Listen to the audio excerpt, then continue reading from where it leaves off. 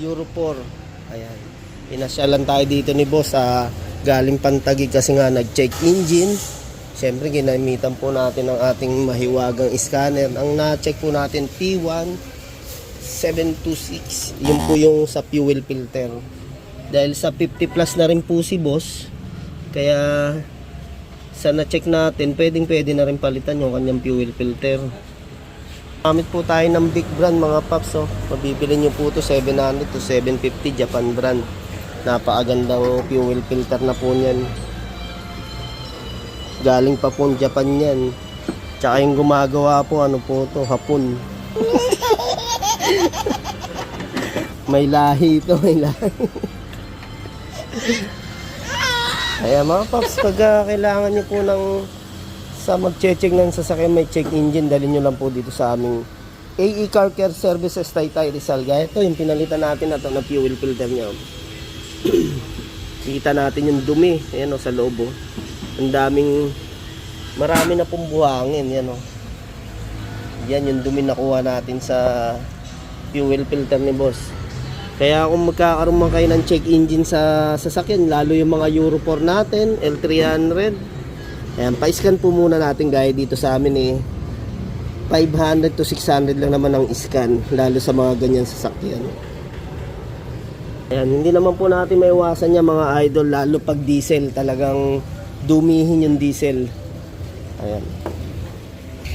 Tapos yun nga, pagka naikabit na natin fuel filter, kailangan pa rin natin gamitan ng scanner bago mawala yung check engine niya, ano po. Tapos ayan, ipinapampa po natin, no, para mapuno ng fuel ng diesel ang loob.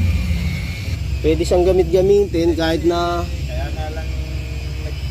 ayun, isa nga yun, sabi ni boss, nag-check engine, hindi niya alam kung ano yung problema, mas nakakabahala bumiyahe pagka ganun, di ba?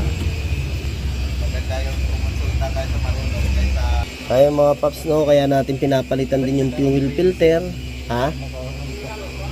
para hindi pumasok sa ating mga injector. Kasi pag sa injector na natin pumasok yung dumi ng galing sa fuel filter, mas mapapala yung gastos natin, no? Kaya pagka ganyan na check nyo fuel filter, palitan na po natin.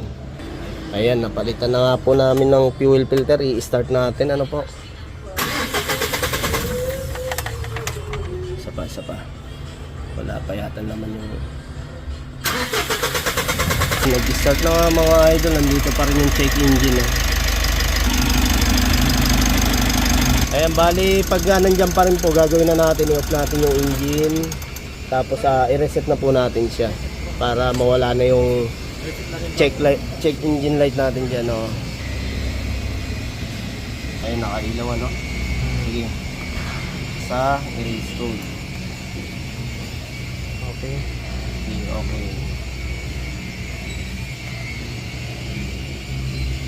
Ano sabi, clear? Yes. Okay, sige. Patay. Kala ko sumama na yung sinusuksukan. Off mo muna ito, Tapos saka start. Yes.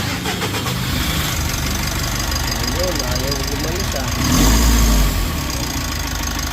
Kala ko ayaw umalis,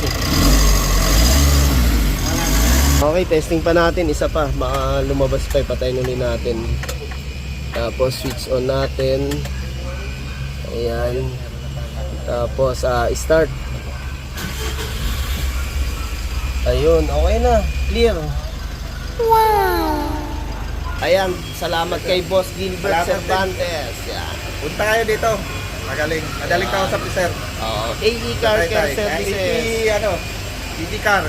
Yan. Taga-Tagig pa si Boss pumasyal dito sa atin. Thank you. Thank you din sir. Boss. Biyahe na uli si Boss. Thank you. Ayun mga idol, pag na-scan po yung P1276 yan, yan po yung code natin ng fuel filter. Kaya okay na yan pagka na-reset din po natin at napalitan dahil sa madumi na nga rin po talaga. Okay.